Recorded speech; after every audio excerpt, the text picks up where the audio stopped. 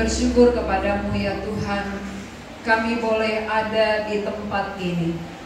Hati kami bersukacita karena dapat memakai segala kesempatan yang Tuhan berikan. Boleh memakai waktu yang ada, mempersiapkan diri kami di hadapan-Mu, supaya kami mendapatkan belas kasih yang sejati yang berasal dari Tuhan. Karena setiap manusia membutuhkan belas kasih-Mu.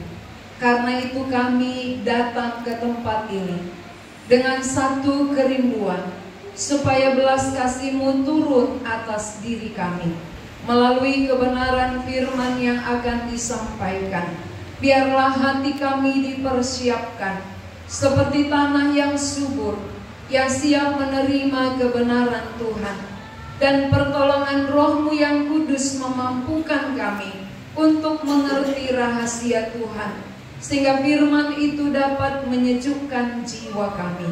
Segarkanlah kami ya Tuhan, supaya kami menikmati perkataan-Mu.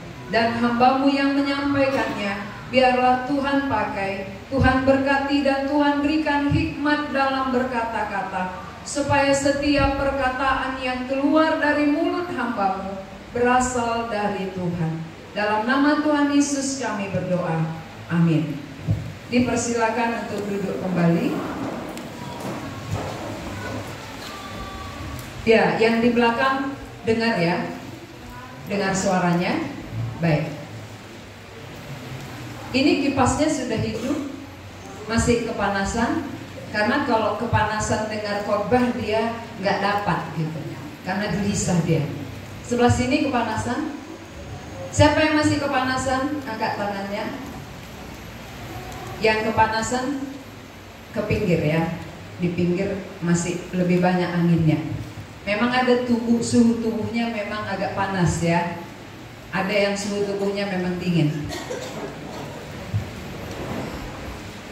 Oke, baik. Kalau sudah nyaman, mari kita membaca dari Matius pasal 15.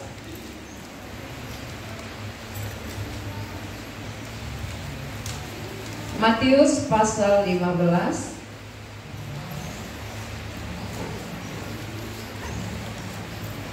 ayat 21 sampai 28. Kita baca bergantian. Matius 15 ayat 21 sampai 28. Perempuan Kanaan yang percaya. Lalu Yesus pergi dari situ dan menyingkir ke daerah Tirus dan Sidon.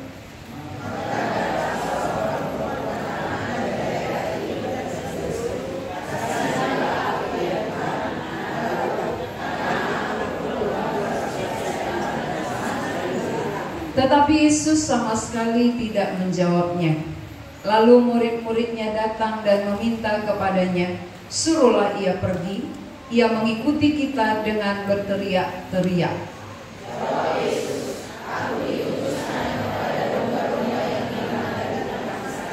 Tetapi perempuan itu mendekat dan menyembah Dia sambil berkata, Tuhan, tolonglah aku.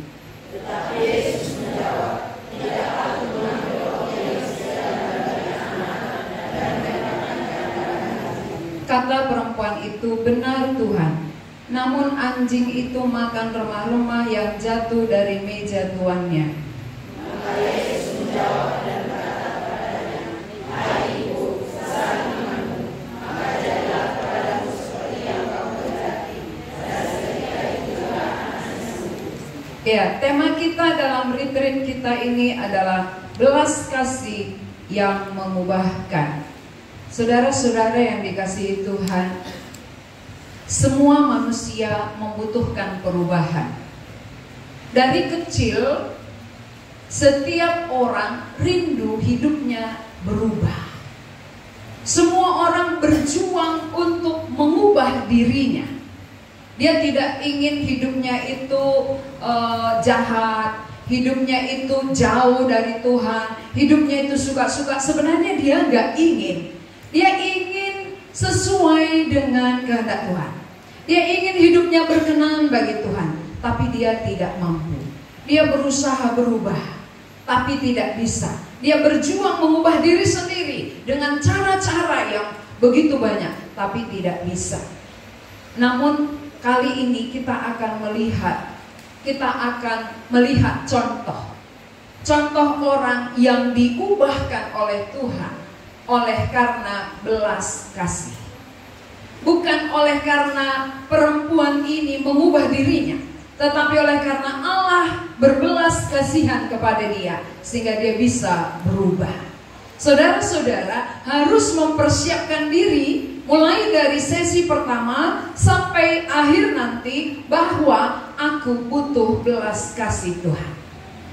Hanya belas kasih Tuhan yang mampu mengubah pola pikirku, yang bisa mengubah tindakanku, yang bisa mengubah dosa-dosaku, yang bisa mengubah hatiku.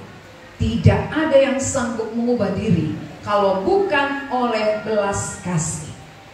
Maka kita akan melihat contoh dari perempuan Kanaan ini. Siapakah perempuan ini? Mari kita lihat di gambar ya. Siapakah dia?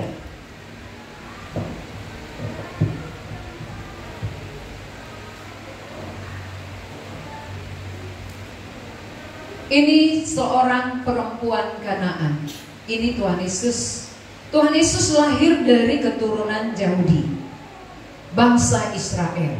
Sedangkan perempuan ini, bangsa Kanaan, tidak termasuk bangsa Yahudi, di luar bangsa Yahudi. Dulu dalam perjanjian lama, orang Israel ini dipilih Allah, dikhususkan Allah menjadi satu bangsa yang disebut dengan bangsa pilihan. Siapa yang memilih? Allah. Allah memilih satu bangsa, itulah bangsa Israel. Di luar bangsa-bangsa Israel ini banyak sekali bangsa lain, itu bukan bangsa pilihan. Kalau dia bukan bangsa pilihan, kenapa dia tidak dipilih oleh Allah? Karena bangsa-bangsa itu rata-rata penyembah berhala. Lalu bangsa Israel dipilih untuk menyatakan ada Allah. Ada Allah di tengah-tengah mereka. Ada Allah yang harus dipercaya oleh bangsa ini. Sehingga ini membedakan bangsa Israel dengan di luar bangsa Israel. Jadi sebutannya sering disebut Yahudi, non-Yahudi. Yahudi inilah bangsa pilihan. Non-Yahudi itu bukan pilihan. Jadi di antara bangsa-bangsa yang ada di bumi, ada satu bangsa, itulah bangsa Yahudi, orang Israel, dipilih Allah. Allah hadir. Allah hadir di tengah bangsa ini, menyatakan kepada seluruh dunia bahwa inilah Allah. Allah mau memperkenalkan dirinya melalui satu bangsa. Bukan berarti bahwa Allah tidak mengasihi bangsa lain, tetapi dia memilih satu bangsa menjadi contoh, memperlihatkan diri Allah melalui bangsa ini. Saudara-saudara, orang Kanaan itu bukan bangsa pilihan, tetapi dia dikatakan non-Yahudi. Tetapi mereka ini tentu mendengar. Di luar bangsa Israel tentu pernah mendengar apa yang dijanjikan Allah kepada bangsa pilihannya. Bangsa pilihan orang Israel ini ada janji Allah kepada mereka. Salah satu kita bisa melihat janji kepada Abraham dulu ya. Abraham adalah bapak orang percaya. Allah janjikan kepada Abraham bahwa melalui keturunanmu akan datang juru selamat. Melalui engkau, melalui keturunanmu, semua bangsa-bangsa di bumi akan diberkati. Berkat yang dimaksud di situ bukan berkat materi, tapi berkat rohani, berkat keselamatan. Sehingga melalui keturunan Abraham akan datang Mesias. Dan ini akhirnya keturunan Abraham adalah Ishak. Keturunan Ishak adalah Yakub. Keturunan Yakub itulah 12 suku bangsa inilah disebut Israel. Diawali dari satu pribadi kepada satu pribadi, itulah anaknya Ishak, dan lahir lagi cucunya Yakub, dan Yakub ini diganti namanya dengan Israel. Itu sejarah bangsa ya. Jadi kita harus mengerti, jangan nanti orang sebut Israel Yahudi tapi nggak ngerti sejarahnya. Dari satu bangsa, dari satu orang, itulah Abraham dipilih Allah, dipanggil Allah, dan Allah berjanji kepadanya, melalui engkau akan datang Mesias, dan melalui keturunanmu bangsa-bangsa di bumi akan diberkati. Maka sekarang ketika Yesus datang, ketika Yesus menggenapi janji tentang dia, bahwa dia akan datang melalui keturunan Abraham, itu genap. Nanti saudara bisa baca di Matius 1 ya, itu penggenapan. Bukan di sini bacanya, di rumah. Nanti kita baca di rumah Matius pasal 1, penggenapan janji Allah dari Keluaran pasal 12, dari Kejadian pasal 12. Kejadian pasal 12, Abraham dipanggil keluar untuk menjadi berkat bagi semua bangsa di bumi. Matius pasal 1, penggenapan janji. Maka sekarang waktu janji genap, Yesus datang melalui keturunan Abraham, melalui orang Yahudi, dia dihususkan kepada bangsa ini. Tetapi rupanya bangsa-bangsa sekeliling mendengar sikit-sikit ya. Maka penting kita ketahui, iman timbul dari pendengaran. Pendengaran oleh firman Kristus. Roma 10 ayat 17. Perempuan Kanaan ini dari mana tahu tentang Allah Israel? Dari mana dia kenal Yesus Tuhan? Tentu dari pendengaran-pendengaran. Sama dengan Rahab. Rahab itu bukan orang Israel, tapi dia menyembunyikan para pengintai, sehingga dia selamat beserta seluruh keluarganya. Dari mana imannya muncul? Dia bukan bangsa pilihan. Tentu dari pendengaran. Dia mendengar kabar tentang Allah yang dipercaya orang Israel. Dia mendengar bagaimana Allah bangsa Israel mengeringkan laut Teberau, sehingga mereka gemetar. Mereka gemetar mendengar Allah yang dipercaya oleh bangsa Israel, Allah yang bisa mengeringkan sungai, mengeringkan laut ya, bukan sungai, sungai kecil.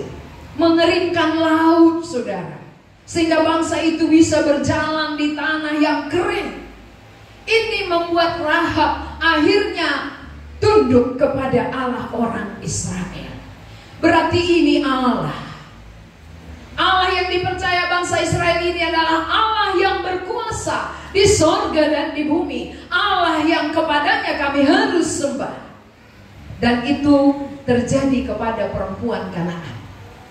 Perempuan Kanaan juga mendengar hal yang sama. Perempuan Kanaan juga mendengar kabar tentang Allah yang disembah bangsa Israel, Allah yang dipuji oleh bangsa Israel. Itu Allah yang sudah dijanjikan. Maka kita perhatikan waktu dia menjumpai Yesus, apa sebutannya dari ayat 22. Kita baca apa sebutannya. 22. Kita baca bersama-sama, 2, 3 ya. Maka datanglah seorang perempuan Kanaan dari daerah itu dan berseru, kasihanilah aku ya Tuhan, anak Daud, karena anakku perempuan kerasukan setan dan sangat menderita. Kasihanilah aku ya Tuhan. Dia tidak katakan ya Dewa. Kasihanilah aku ya Tuhan. Dia bukan bangsa pilihan, dia bukan orang Yahudi, tapi dia tahu inilah Tuhan yang sudah dijanjikan kepada bangsa Israel ini. Maka dia datang, dia sujud kepadanya dan menyembah dia, serta meminta belas kasihan kepadanya. Yang kedua, perempuan Kanaan ini tidak masuk hitungan dalam budaya Yahudi. secara budaya, secara adat, orang Yahudi tidak menghitung perempuan. Maka anak Yakub sebenarnya ada perempuan yang bernama Dina, tetapi yang ditulis hanya 12 anak Yakub. Dina perempuan tidak ditulis, tidak masuk hitungan. Itu mirip kayak orang Batak ya. Orang Batak juga anak laki-laki. Kalau nggak ada anak laki-laki, kawin lagi gitu ya. Kawin lagi, nggak ada anak laki-laki gitu. Ini budaya Batak mirip kayak budaya Yahudi. Kayaknya anak laki-laki itu yang paling berharga, Raja Nami gitu ya. Masa laki-laki Raja Nami? Tuhanlah Raja Nami, bukan anak laki-laki ya. Di hadapan Tuhan laki-laki dan perempuan itu sama, tapi budaya membedakan. Nah, budaya Yahudi tidak mengakui perempuan. Perempuan itu dianggap rendah. Perempuan itu disepelekan. Ya, yang dihitung itu laki-laki. Jadi rupanya perempuan Kanaan ini tidak masuk hitungan dalam budaya Yahudi. Ini orang Yahudi semua nih, orang yang berjubah ini. Saudara, dulu kan kalau orang Yahudi itu orang langsung kenal karena dia pakai jubah kemana-mana itu. Jadi tahu, itu membedakan dia dengan bangsa lain. Ini ciri khasnya, dia seperti orang yang rohani ya, kemana-mana pakai jubah ya, rohani. Apalagi imam-imamnya ada lagi bunyi-bunyinya. Kalau dia datang kering, oh semua harus hormat gitu ya. Itu budaya Yahudi. Nah, ketika perempuan yang tidak masuk hitungan di dalam adat Yahudi atau budaya Yahudi, dia memberanikan diri. Sebenarnya secara adat budaya dia tidak masuk hitungan di tengah-tengah orang Yahudi, dan dia datang kepada Yesus yang lahir dari keturunan Yahudi. Ini artinya apa? Dia sebenarnya tidak layak. Perempuan ini secara bangsa bukan bangsa pilihan. Secara budaya dia adalah wanita, tidak masuk hitungan. Kita harus tahu ya, secara bangsa gak masuk hitungan. Kita biasanya yang gak masuk hitungan bagi kita anak-anak. Kalau orang tua lagi cerita, lagi membicarakan warisan atau membicarakan rahasia, begitu datang anak-anak, sana, bikin ribut aja, nggak tahu apa-apa, sana. Nah, itu nggak masuk hitungan. Kalau di tengah-tengah orang Yahudi yang tidak masuk hitungan itu perempuan. Tentu kalau perempuan ini datang karena dia nggak masuk hitungan, harusnya apa yang dikatakan Yesus kepadanya? Sana. Perempuan kok datang? Gak pada budaya kami seperti itu. Pantang perempuan datang, hanya laki-laki. Tetapi saudara, walaupun dia seorang perempuan yang tidak masuk hitungan, dia memberanikan diri. Apa kira-kira yang mendorong dia datang kepada Yesus? Imannya, pengenalannya bahwa ini yang dijanjikan kepada orang Yahudi, kepada orang Israel, Mesias, inilah Mesias itu. Kepadanya aku harus minta tolong, bukan kepada yang lain. Ini Allah yang harus menolong aku. Tidak ada pertolongan di mana-mana selain daripada kepada Yesus Kristus. Itu yang kedua ya, dia tidak masuk hitungan secara budaya. Yang ketiga, anaknya ini adalah sedang kerasukan setan. Ini kalau orang kerasukan ya, bukan lagi dia, tapi setan itu yang sudah menguasai mulutnya, menguasai tangannya, menguasai pikirannya, menguasai seluruh tubuhnya. Ini namanya dirasuk setan. Ini sejak kecil sudah dirasuk setan. Anak perempuan Kanaan yang sakit dirasuk roh jahat, anaknya pun perempuan ya. Ibu itu seorang perempuan, anaknya juga seorang perempuan. Berarti semuanya tak layak. Dari budaya tak layak, ya kan? dari bangsa tidak layak, dari yang dibawa pun tidak layak. Anaknya pun kalau laki-laki tadi masih mending ya, anak laki-laki yang kerasukan, ini masih dihitung dalam adat budaya Yahudi. Tapi secara budaya, anaknya yang sakit ini pun tidak masuk hitungan. Dia tidak terhitung. Sudah menderita, sudah dirasuk setan, gak masuk hitungan lagi. Saudara-saudara, apa yang diperjuangkan oleh ibu ini? Ketika dia bermohon belas kasihan, ternyata Tuhan Yesus diam saja. Ini paling sakit. Ayat 23. Mari kita perhatikan apa jawaban Tuhan Yesus. Ayat 23. 23 ya. Tetapi Yesus sama sekali tidak menjawabnya.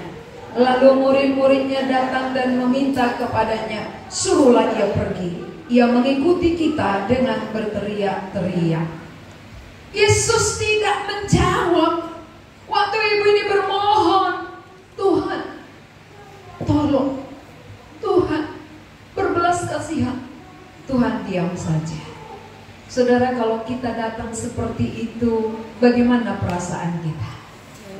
Kecewa, seolah-olah diabaikan, seolah-olah tidak diperdulikan.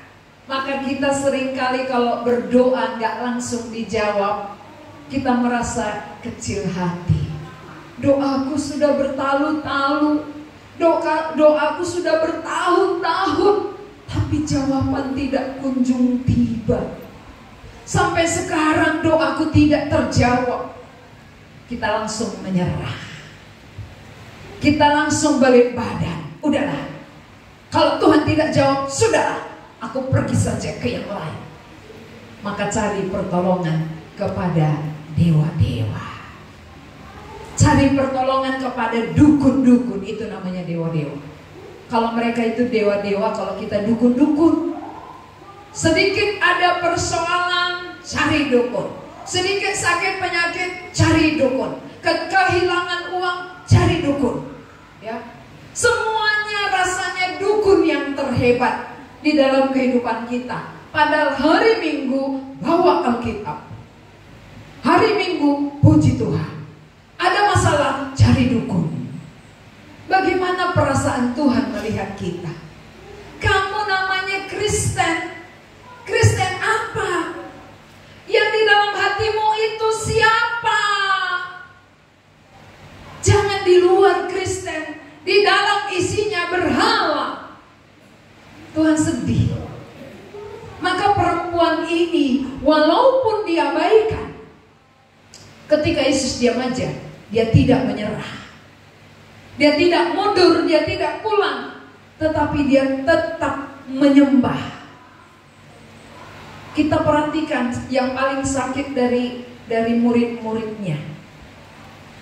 Dia katakan, lalu murid-muridnya datang dan meminta kepadanya, suruhlah ia pergi. Ia mengikuti kita dengan berteriak-teriak. Murid merasa terganggu. Maka murid katakan, suruh aja pergi, ribut kali dari tadi. Suruh pulang perempuan ini. Tuhan Yesus diam saja. Murid-murid suruh pulang, seolah-olah dia tidak ada harga, seolah-olah dia tidak berarti apa-apa. Sering sekali dalam hidup kita demikian. Ketika doa kita tidak langsung dijawab, kita merasa diri kita ini, aku tidak ada apa-apa rupanya. Aku diabaikan oleh Tuhan, aku tidak diperdulikan sama sekali. Tetapi iman perempuan ini membuat dia tidak menyerah, namun dia tetap datang. Ayat 25, dia katakan apa? Ya, ayat 24, jawab Yesus, aku diutusannya kepada domba-domba yang hilang dari umat Israel. Ini diperjelas oleh Tuhan Yesus. Tapi perempuan itu mendekat dan menyembah dia sambil berkata, Tuhan, tolonglah aku. Walaupun Tuhan Yesus katakan, aku diutus hanya kepada domba-domba yang tersesat dari umat Israel, bukan untukmu. itu kalau secara langsung ya. Aku datang bukan untukmu hai perempuan, karena kau bukan bangsa pilihan. Tetapi dia justru makin sujud menyembah Tuhan. Dia makin hormat kepada Tuhan. Kenapa? Apa yang membuat dia ketika ditolak oleh Tuhan makin menyembah, makin sujud? Karena dia menyadari siapa dia. Karena dia mengenal siapa Yesus.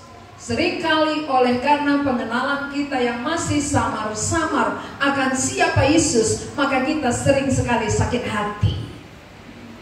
Sakit hati kepada Tuhan. Lalu mempersalahkan Tuhan. Berarti kita lebih hebat dari Tuhan. Itu namanya tidak sadar diri. Siapa yang sering marah-marah kepada Tuhan, mempersalahkan Tuhan, ketika doanya belum dijawab, menganggap dia di atas Tuhan, berarti tidak kenal Tuhan. Waktu perempuan ini ditolak, oleh kesadarannya siapa dia tetap datang. Dia tidak menyerah, malah dia sujud, menyembah dia, menyembah Yesus yang adalah Tuhan, dan berkata, Tuhan, tolonglah aku. Dia tidak mau menyerah karena dia kenal ini pertolongan satu-satunya, tidak ada yang lain. Dan yang berikut ayat 25, 26, tetapi Yesus menjawab, tidak patut mengambil roti yang disediakan bagi anak-anak dan melemparkannya kepada anjing. Ini saudara, perempuan Kanaan disamakan dengan anjing.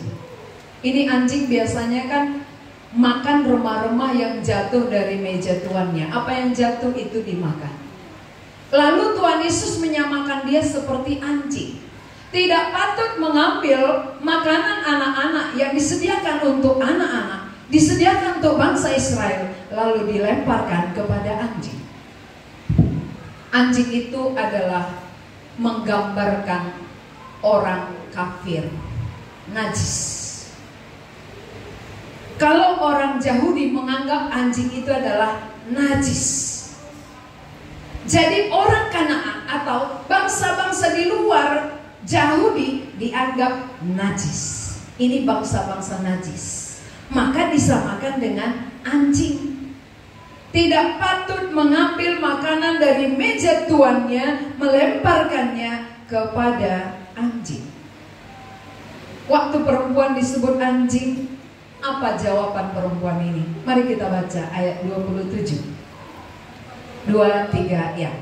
Kata perempuan itu, benar Tuhan, namun anjing itu makan remah-remah yang jatuh dari meja tuannya. Ini dia ingat, oh, aku memang anjing, tapi biasanya anjing itu makan apa yang jatuh dari meja tuannya. Oh benar, aku memang bukan bangsa pilihan, tapi aku juga bisa mendapat sedikit percikannya. Ini artinya apa? Sadar betul. Sadar siapa diri, sadar tidak layak, sadar hanya mendapat remah-remah, dan kenal siapa Yesus. Dua ini poin penting. Menyadari diri, menyadari ketidaklayakan, dan mengenal siapa yang berdiri di depan kita, siapa yang kita percaya.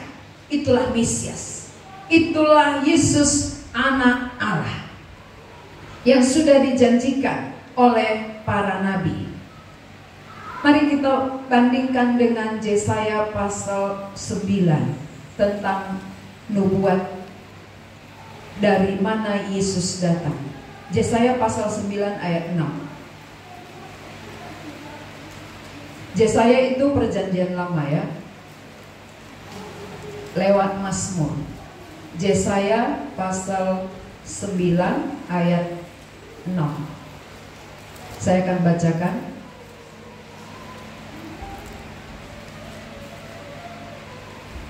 Sudah dapat saudara-saudara? Saya bacakan ayat 6.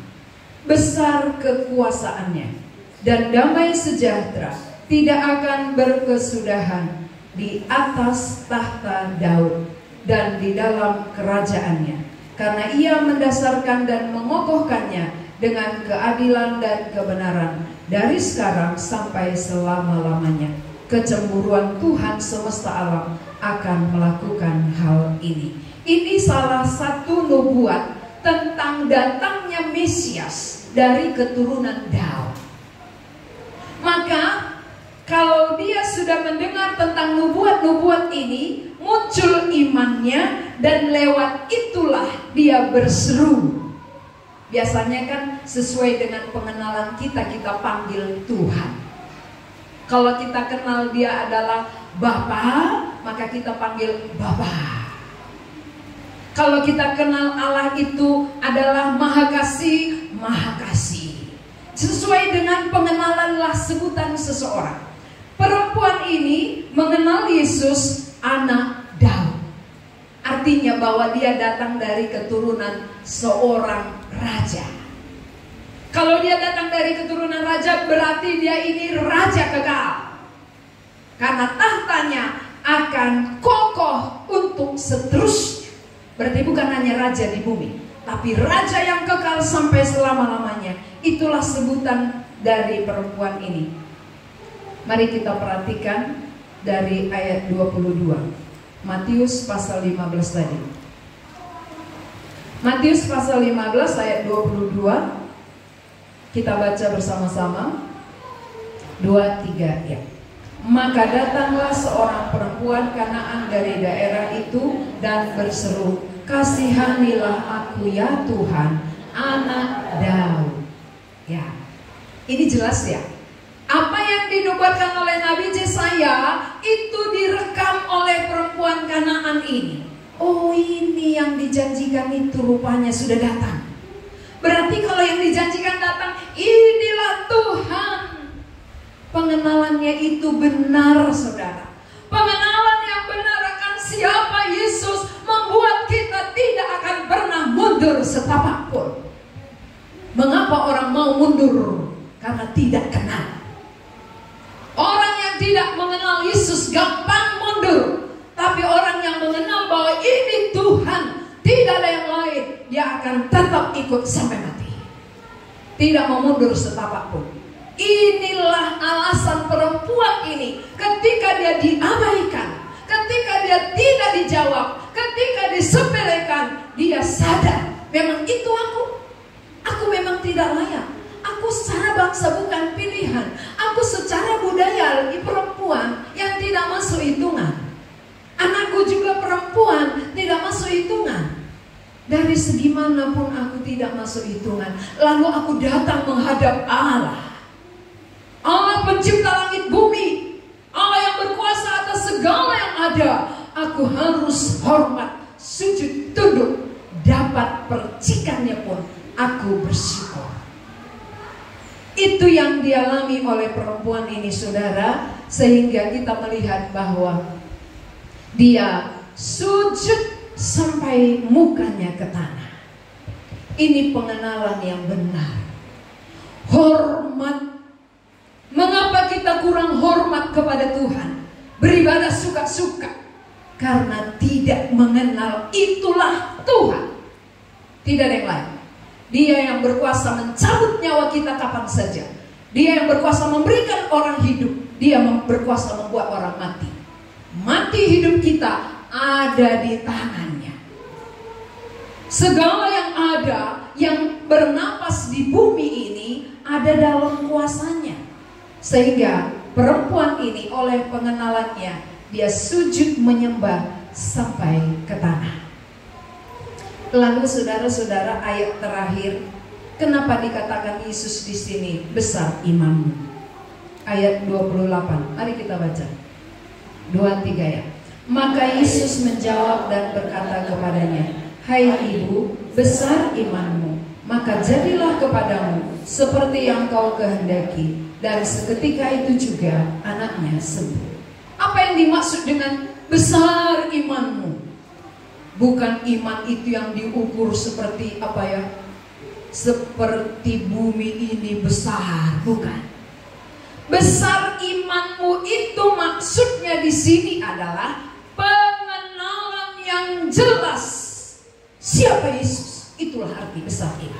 Maka kepada murid-murid, waktu sudah banyak mujizat dilakukan Yesus, kenapa Yesus tegur murid-muridnya? Hai kamu yang kurang percaya. Sudah banyak mujizat, tapi murid-murid kurang percaya kepada Yesus, bahwa Yesus itu adalah Tuhan yang berkuasa. Tetapi perempuan ini, saudara, yang tidak melihat dengan nyata, tidak berjalan bersama dengan Yesus, tetapi meyakini Yesus itu Tuhan yang datang dari keturunan Daud. Itu yang dimaksud di sini. Hai ibu besar iman, maka jadilah kepadamu seperti yang engkau kehendaki. Iman itu adalah pengenalan akan siapa Yesus. Bukan berasal dari kekuatan diri kita, kehebatan kita, bukan. Bukan diukur dari diri kita, tapi pengenalan kita akan siapa Dia. Pengenalan perempuan ini benar terhadap Yesus. Yesus Tuhan anak Daud. Bandingkan dengan para murid.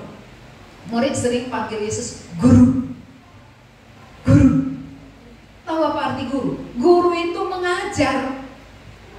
Jadi murid-murid yang sering diajar menganggap Yesus ini guru pengajar.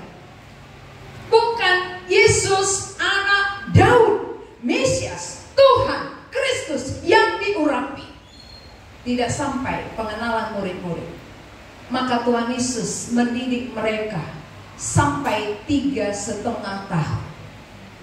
Akhirnya sesudah mati, bangkit, naik ke sorga, baru turun Roh Kudus, murid-murid dikokohkan. Benar Yesus Tuhan. Pengenalan yang tidak benar, saudara, membuat iman kita goyah, gampang rapuh, gampang tinggalkan. Pengenalan yang benar bahwa ini Tuhan satu-satunya, sampai mati kita tidak akan bergeser. Pengenalan itu membuat kita berani mengikut Dia sepenuh hati, apapun resikonya. Itu pengenalan. Maka pengenalan perempuan ini tadi benar adanya, membuat dia terus datang, terus menyembah, tidak mundur, karena dia tahu pertolongan hanya di dalam Yesus, tidak ada di mana-mana. Nah, saudara-saudara, kita lanjutkan. Apa hubungannya dengan kita zaman sekarang ini? Kita mungkin katakan, oh syukur anakku tidak dirasuk setan, syukur aku juga tidak dirasuk setan.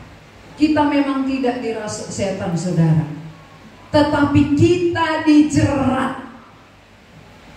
Kita tidak dirasuk, kita tidak ngamuk-ngamuk, jerit-jerit, tetapi kita dijerat oleh iblis. Dengan narkoba, pergaulan bebas, terikat handphone. Ini kan sambil cas dia main handphonenya. Inilah kehancuran, saudara. Tanpa kita sadari, kehendak kita membawa kita terjerat. Mari kita baca dari 2 Timotius pasal yang kedua. 2 Timotius pasal yang kedua. Itu di belakang. 2 Timotius pasal 2 ayat 26.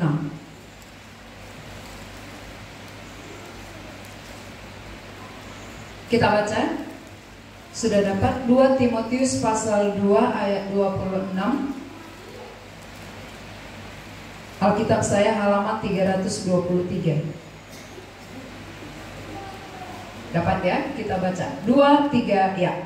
Dan dengan demikian mereka menjadi sadar kembali karena terlepas dari jerat iblis yang telah mengikat mereka pada kehendaknya.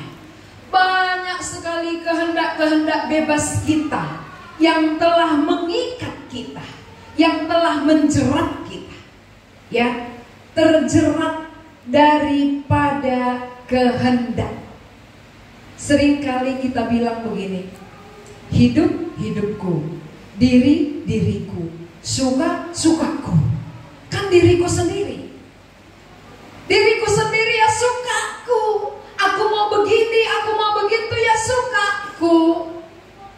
Tapi ingat, justru melalui kehendak kita lah kita dijerat oleh iblis. Jadi iblis itu adalah punya pengalaman yang jauh lebih hebat dari manusia. Karena dia adalah malaikat yang sudah bersama Allah, dibuang ke bumi. Dia banyak tahu rahasia Allah, dia banyak tahu rahasia kita. Maka dari zaman ke zaman dia tahu apa kehendak manusia. Dari zaman ke zaman manusia akan dijerat sesuai dengan kehendak kita. Contoh di dalam Alkitab, seorang anak yang jauh dari ayahnya, seorang anak yang pergi dari orang tuanya, dari bapaknya. Apa kehendaknya? Dia mau bebas. Di rumah bapaknya banyak harta, di rumah bapaknya dia nggak kekurangan apa-apa, tapi dia katakan, Bapak, berikanlah hakku, bagianku. Aku mau pergi, aku mau bebas. Itu kehendak bebas namanya. Kehendak mau bebas. Maka ayahnya berikan bagian harta, dia pergi mengikuti kehendaknya, lalu memboroskan hartanya karena dia bukan dengan peras keringat dia mencari, ya itu harta warisan. Jadi dia poya-poyakan dengan teman-temannya, main judi, main perempuan, habis ludes semua. Sesudah habis, bajunya pun tergadai, sepatu pun tergadai, lalu cari kerja menjaga babi. Itu namanya dia terjerat oleh kehendaknya sendiri yang berujung kepada kandang babi. Tapi syukurnya Pak, syukur dia sadar waktu di kandang babi. Apa yang dia sadari? Di rumah Bapakku banyak makanan, berlimpah-limpah. Aku di sini mati kelaparan. Lalu dengan kesadaran itu, aku akan bangkit kembali. Aku akan kembali kepada Bapakku dan berkata, jadikanlah aku menjadi seorang upahan Bapa. Gak usah lagi anak, tapi upahan aja pun jadilah. Dibanding di kandang babi orang, makan pun tidak bisa. Syukur dia sadar dia sudah terjerat oleh kehendak sendiri. Maka dia balik kepada bapaknya, dan bapaknya menyambut dia. Anakku, aku sudah menanti engkau. Aku sudah lama menanti engkau pulang. Mari. Lalu dia katakan, buatlah pesta. Sembelih anak lembu tambun, berikan cincin di jarinya, pakaikan sepatu di kakinya. Artinya apa? Tuhan tidak menjadikan dia upahan, tapi mengakui kembali menjadi anaknya. Sama halnya dengan kita. Kita mengikuti kehendak-kehendak kita selama ini membuat kita jauh dari Tuhan. Tapi kalau kita tidak sadar oleh kehendak kita itu, kita sudah terjerat di dalam jeratan iblis. Kita tidak akan kembali pulang. Ini adalah orang-orang contoh-contoh terjerat, saudara. Narkoba, ini sudah keterikatan, kecanduan, susah keluar.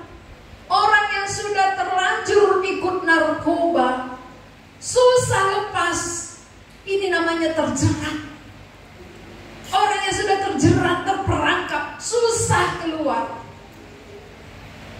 Dan ini adalah pergaulan bebas. Kalau sudah terlanjur, mau nyesal pun tidak bisa terulang menjadi gadis. Orang yang sudah hamil di luar nikah, aku nyesal, aku mau kembali menikmati masa mudaku, aku mau menjadi gadis kembali. Gak bisa, terjerat. Kehendak kita membuat kita terjerat tanpa kita sadari. Banyak orang kawin muda menyesal luar biasa, menyesal, tapi gak bisa kembali. Ini juga demikian. Ini zaman kita sekarang, zaman terikat dengan handphone. Bukan hanya para anak muda, tapi para orang tua juga. Sampai ikannya gosong. Masa air minum pun gosong, bayangkan. Karena terus melekat terikat di sini. Asik. Itu kehendak kita. Kehendak kita membuat kita terjerat lebih lama. Akhirnya ujungnya apa? Maut. Orang yang sudah terjerat di sini malas baca Alkitab. Malas ke gereja. Lebih asik pegang handphone dari pagi sampai larut malam. Itu namanya sudah terjerat, saudara. Terjerat oleh kehendak sendiri. Ini gambar apa? Tikus. Saudara pernah menjerat tikus? Pernah. Kalau dia sudah terjerat, bisakah dia mengeluarkan dirinya? Gak bisa lagi dia keluar. Orang yang sudah terjerat seperti ini, seperti tikus yang terjerat dalam perangkap, mau seapapun dia menjerit-jerit kepada mamaknya ya, karena ada mamak tikus. Induknya ya, kepada induknya, tolong aku terperangkap. Lalu induknya bilang, apa boleh buat, aku gak bisa. Aku juga gak mampu. Kalau aku datang, aku pun nanti terjerat. Ya, aku pun akan masuk ke dalam. Jadi orang tua gak bisa menolong anaknya kalau dia sudah terperangkap di dalam kehendaknya. Orang tua gak bisa menolong. Teman gak bisa menolong. Saudara gak bisa menolong. Pendeta pun gak bisa menolong. Jangan kira kita gampang-gampang kalau sudah terjerat. Siapapun tidak bisa lagi menolong kalau sudah terperangkap di dalam kehendak kita sendiri. Ini dipakai oleh iblis menjadi perangkapnya. Kita rasa kita bebas. Kita rasa kita menikmati kebebasan kita. Suka-suka buku. Maka kalau dinasihati orang tua kita marah ya. Orang tua menasihati, nakku berhenti main handphone. Suka aku, handphoneku sendiri kok. Diriku sendiri kok ngurusin terus. Jangan jadi mamak cerewet lah. Mamaknya lagi dimarahi. Itu namanya dia tidak sadar oleh kehendaknya dia membawa dirinya kepada jeratan iblis. Sadar gak sadar saudara? Saudara saat ini dijerat oleh berbagai-bagai kehendak sendiri. Banyak sekali kehendak kita yang membawa kita kepada jeratan-jeratan itu. Kalau saudara sudah terperangkap seperti ini, dari manakah datangnya pertolongan? Aku melayangkan mataku ke gunung-gunung. Dari manakah akan datang pertolonganku? Pertolonganku ialah dari Tuhan yang menjadikan. Gak ada yang tahu ya? Gak pernah tahu lagunya karena jarang nyanyi kali ya. Iya. Yang sering adalah nangis. Menangis. Kenapa? Masalahku paling banyak. Pergumulanku paling berat. Bukan bernyanyi memuji Tuhan, mengandalkan Tuhan, datang kepada Tuhan supaya dilepaskan oleh Tuhan. Tidak ada pertolongan dari manapun selain dari pemilik kehidupan kita. Itulah Yesus Kristus. Di luar itu tidak ada. Jangan berharap ke tetangga. Jangan berharap ke famili-famili, saudara-saudara. Tapi berharaplah kepada Tuhan. Saudara yang sudah terikat di dalam narkoba, pergaulan bebas, handphone dan lain-lain ya. Ini hanya contoh, beberapa contoh saja saya buat. Tapi begitu banyak sekali ikatan-ikatan ya, kehendak-kehendak kita yang membuat kita sudah terperangkap di dalamnya. Satu-satunya jalan keluar hanya Kristus. Hanya Yesus adalah Tuhan yang mampu melepaskan siapapun kita dari perangkap dosa kita, dari perangkap iblis. Apa yang membuat kita terperangkap? Kehendak sendiri. Kita bukan dirasuk. Beda ya. Beda dirasuk. Makanya kita masih normal. Orang dirasuk itu gak normal lagi. Ditanya pun gak tahu. Kita nggak dirasuk, tapi terjerat. Terjerat oleh kehendak sendiri. Kehendak sendiri membawa kita kepada jeratan iblis. Kalau sudah kita terjerat, terperangkap, mau keluar, melepaskan diri sendiri sampai mati, nggak akan bisa. Maka harus pertolongan dari Tuhan. Yesus adalah Tuhan yang mampu menolong saudara, sama seperti Dia menolong perempuan Kanaan. Hai ibu besar iman, hai ibu, engkau telah mengenal aku Tuhan yang berkuasa atas segala yang ada. Karena itu jadi padamu seperti yang kau kehendaki. Itu artinya Yesus Tuhan. Yesus Tuhan itu adalah berkuasa dalam segala hal, termasuk untuk dosa, kejahatan, perangkap-perangkap dosa yang mengikat aku. Aku bisa dilepaskan oleh Dia karena Dia berkuasa. Tidak ada yang lebih berkuasa selain daripada Yesus Tuhan. Kalau kita menyadari ketidaklayakan kita, ketidakmampuan kita untuk keluar dari jeratan-jeratan itu, kita pasti datang kepada Yesus. Kita membutuhkan pertolongannya. Jangan andalkan kekuatan diri kita, jangan andalkan kemampuan kita, jangan andalkan kebaikan-kebaikan kita. Tidak bisa. Sebaik apapun tikus itu di dalamnya, sebaik apapun dia di dalam, dia tetap di dalam. Setuju? Dia baik hati, gak jerit-jerit dia di dalam, ya. Ya, gak jerit-jerit tikusnya, Pak. Aku baik hati lah supaya aku keluar gitu ya. Kalau tidak dibebaskan, dia tidak akan pernah keluar. Sebaik apapun saudara, saudara sekarang dalam jeratan iblis yang tidak akan pernah lepas kalau bukan Allah pemilik yang melepaskan saudara. Setuju? Berarti hari ini ketika kita menyadari keadaan kita, kita hanya membutuhkan belas kasih Tuhan. Tanpa belas kasih Tuhan kita tidak akan bebas dari dosa, tidak akan bebas dari jeratan kehendak-kehendak kita.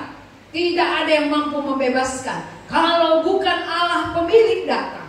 Itulah sebabnya Dia datang dari sorga. Mengapa Allah pencipta rela datang ke bumi, mengambil rupa seperti manusia, mengambil tubuh seperti kita, supaya Dia bisa mati disalibkan. Kalau Allah roh, tentu roh gak bisa ditangkap, gak bisa disalibkan. Maka Allah yang roh mengambil rupa seperti manusia supaya Dia bisa memiliki tangan untuk dipakukan, memiliki kaki untuk dipakukan. Karena tangan kita ini sudah najis, kaki kita menjalankan kejahatan demi kejahatan, pikiran kita kotor luar biasa. Semua ini Dia yang dicambuk. Dia menanggung semuanya untuk melepaskan kita dari jeratan dosa kita. Jadi kalau kita menyadari ketidakberdayaan kita, ketidaklayakan kita, ketidakmampuan kita, kita bermohon belas kasihan saja.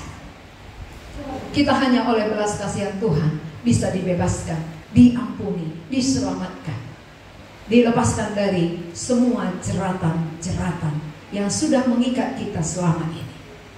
Jeratan-jeratan apapun itu saudara yang tahu. Kehendak-kehendak apapun itu yang saudara lakukan, saudara mengerti dengan diri sendiri. Tapi ketika saudara terus mengikuti kehendak sendiri, itu menjadi jeratan iblis bagi saudara, yang akan menjerat sampai membawa saudara kepada kematian kekal. Kalau ini sudah terjerat, dia akan dibunuh. Dia tinggal menunggu mati. Saudara pun demikian. Kalau Yesus tidak melepaskan saudara, kehidupan ini tinggal menunggu maut saja. Itu berbahaya. Maka belas kasihan Tuhan sangat diperlukan oleh semua manusia, siapapun dia di bumi ini. Karena kedatangan Yesus itu adalah menjadi berkat keselamatan bagi semua bangsa. Dimulai dari bangsa Yahudi, lalu kepada seluruh bangsa yang ada di muka bumi ini. kita bukan orang Yahudi. Kita orang Indonesia. Tidak masuk hitungan dalam pandangan Tuhan. Kita bukan budaya Yahudi. Kita budaya kita sendiri. Kita tidak terhitung sebenarnya di hadapan Allah. Tapi oleh Yesus Kristus kita mendapat belas kasihan. Kita nggak beda dengan perempuan Kanaan itu. Perempuan Kanaan tidak termasuk orang Yahudi. Orang Indonesia juga tidak termasuk orang Yahudi. Berarti kehadiran Yesuslah yang membuat kita berubah dari tidak berharga, dari tidak masuk hitungan menjadi anak-anak Allah. Itu artinya belas kasih yang mengubah. Belas kasih Yesus mengubah status kita dari tidak masuk hitungan menjadi terhitung. Dari bukan bangsa pilihan menjadi pilihan Allah. Dari bukan anak menjadi anak. Belas kasih mengubah status. Belas kasih mengubah kita dari jeratan. Kita tidak mampu melepaskan diri, tapi belas kasihan Tuhan akan melepaskan kita. Mari kita berdoa. Tuhan, kami mengucap syukur untuk firman-Mu. Kami sangat terbatas mengerti, tetapi kami perlu pertolongan Roh-Mu yang tidak terbatas, supaya kebenaran-Mu ini bekerja di dalam diri kami, meyakinkan kami, menyadarkan kami bahwa kami sama sekali tidak berarti apa-apa. Kami tidak masuk hitungan karena kami bukan bangsa pilihan. Kami bukan anak, tetapi di dalam Engkau, oleh belas kasihan-Mu, Engkau menjadikan kami menjadi anak-anak Allah. Kami bersyukur Tuhan. Kami mengerti belas kasih Tuhan. Sebagaimana perempuan Kanaan tidak mundur selangkah pun, karena mengenal Engkau-lah yang dijanjikan. Engkau yang sudah dijanjikan oleh para nabi, Mesias yang datang dari keturunan Daud. Sehingga pengenalannya itulah yang mengubahkan hidupnya dari tidak berarti menjadi berarti. Dari semua persoalan hidupnya diselesaikan oleh Tuhan. Kami sama. Kami juga tidak berarti apa-apa tanpa kehadiran Yesus di dalam hidup kami. Kami membutuhkan Engkau ya Tuhan. Bekerjalah di dalam diri kami. Berkemurahanlah kepada kami, supaya firman-Mu ini jelas, terang bagi kami, bahwa Engkau-lah Tuhan. Engkau-lah yang kami perlukan untuk mengubahkan seluruh kehidupan kami. Dalam nama Tuhan Yesus kami berdoa. Amin.